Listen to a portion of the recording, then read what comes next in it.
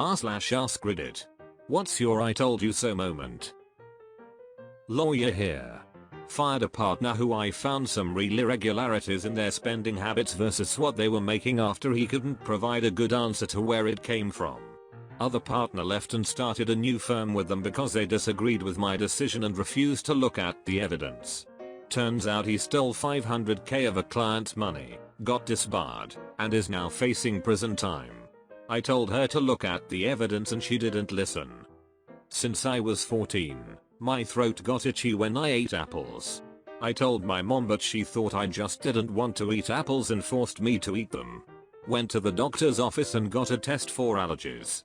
Turns out, I'm allergic to apples, peaches, and many other fruits.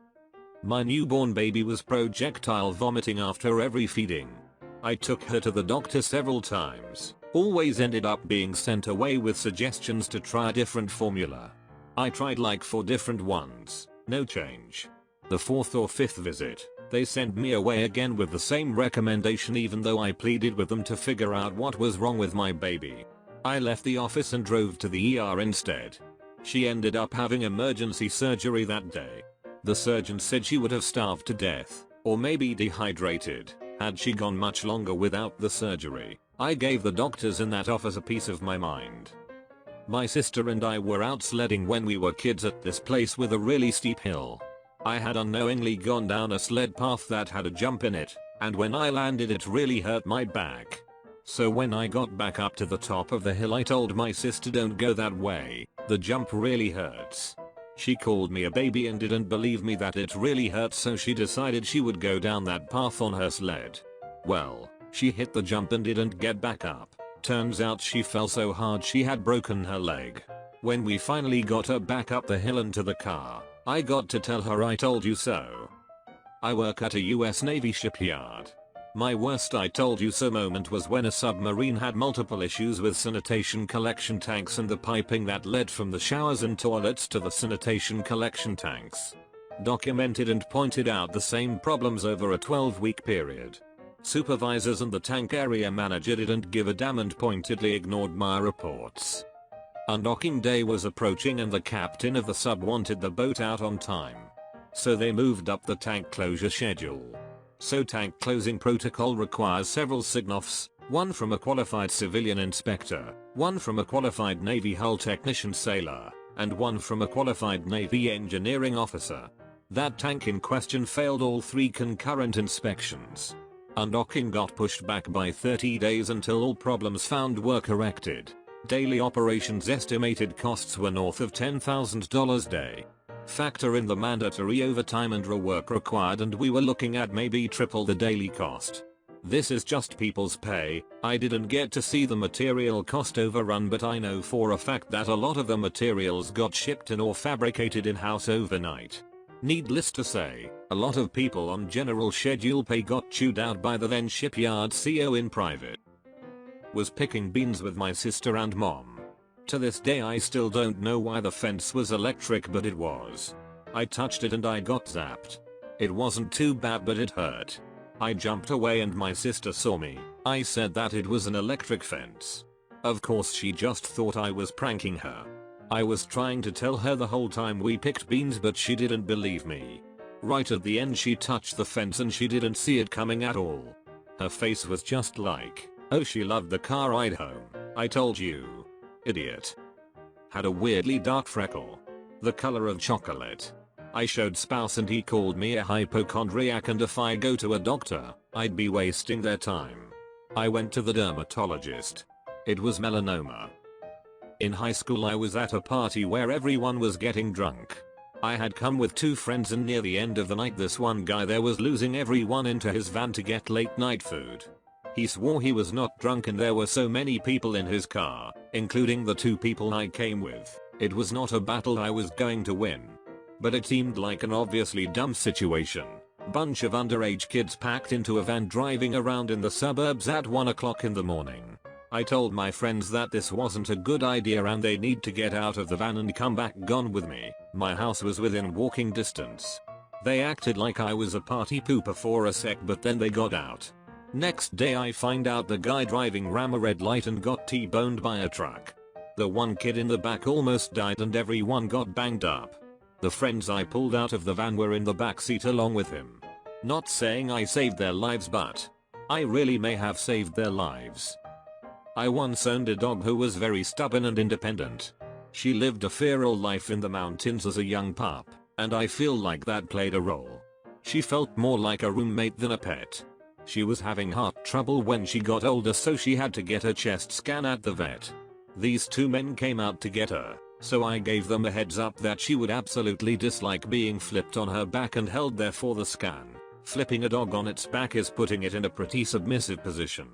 One of the guys interrupted me and basically said they were professionals and I had to just let them work. They snapped a muzzle on her and took her to the back. A few seconds pass, then I hear a crash and a few yells. One of the guys who took her comes out and sheepishly asks for my help. It turns out as soon as they flipped her on her back, she kicked out of their arms, unclipped her muzzle, removed it with her front paws, then made a mad dash for freedom. I caught her roaming around the back of the vet's office and she was perfectly well behaved while I held her for the scan. I felt bad for two guys she escaped from, but I had tried to warn them. Someone started talking about a bottle of Newman's Own salad dressing while at dinner with my family, and I said something like, "I'm pretty sure that was started by the actor race car driver Paul Newman," to which one of my siblings replied, "No, it was someone else." I grabbed the bottle and turned it around and started reading the label out loud. The first sentence was Paul Newman's career was acting, but his passion was auto racing. I stopped reading after that. This dumb asshole woman wouldn't leave the llamas at our petting zoo alone, even after I warned her. Eventually they had enough and spit all over her. Green goopy spit from head to torso. She threw up a bunch and I laughed. Until I smelled it and then I was retching too. This is more of a I told myself so, but anyway, when I applied to medical school, one of the application essays had a prompt that asked us what we would do if we did not get into medical school. I thought I would take a risk since it was a reach school and I wanted to stand out. I kept thinking it wasn't worth it and that I should just write a normal essay, but for some reason just went with the riskier option. I wrote that I would go to law school and become a lawyer specializing in prosecuting medical malpractice.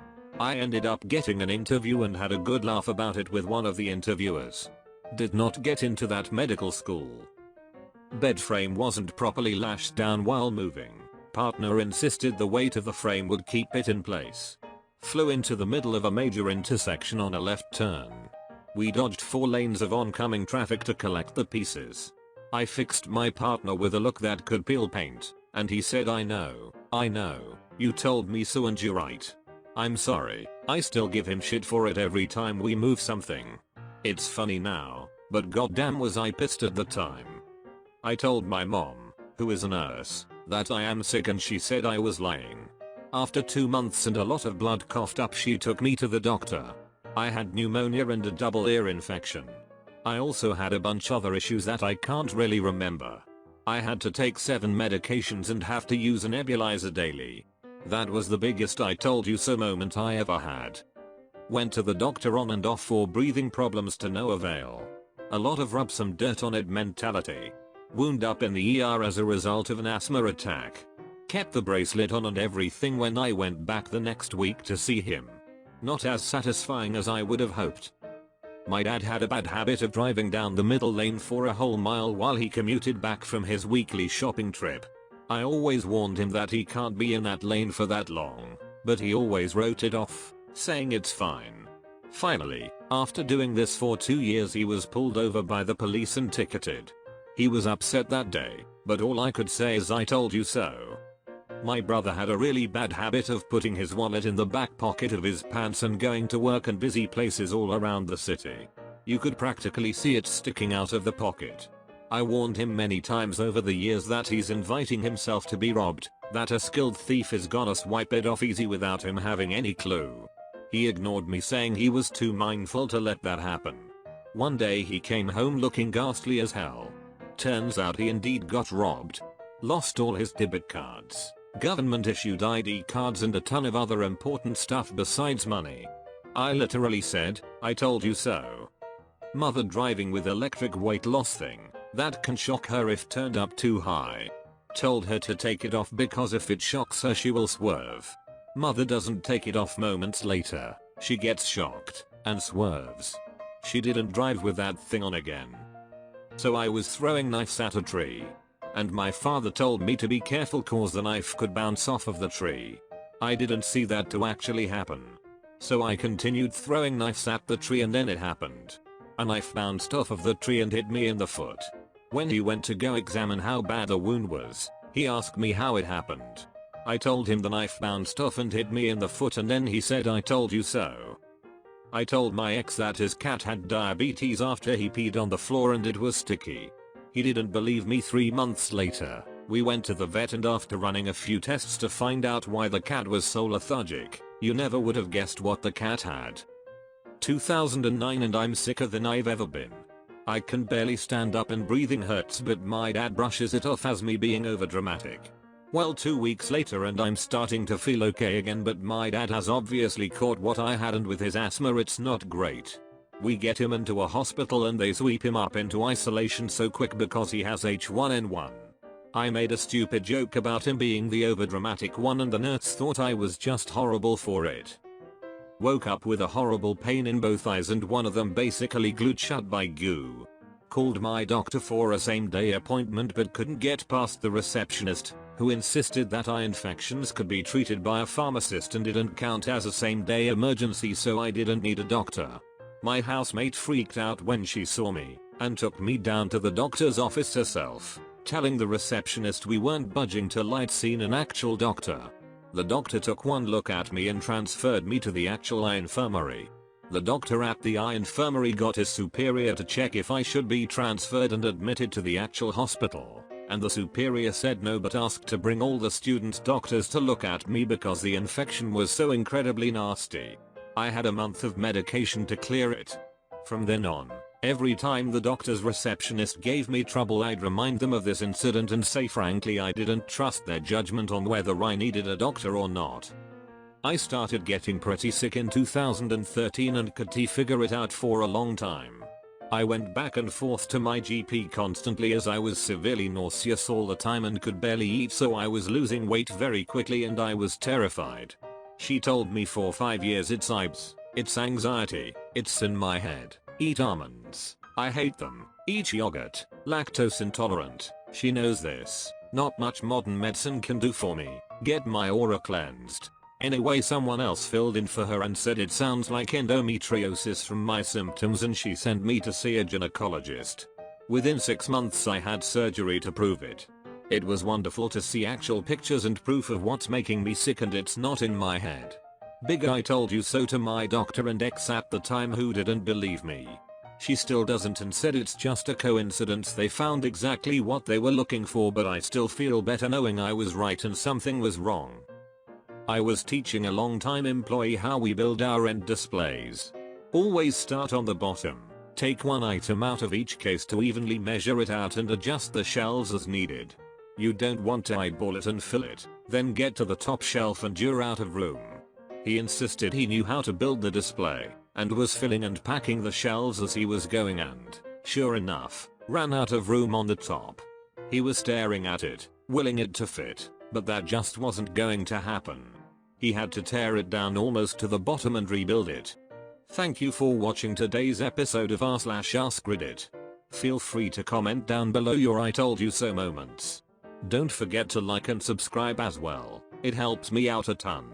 Until next time. Goodbye.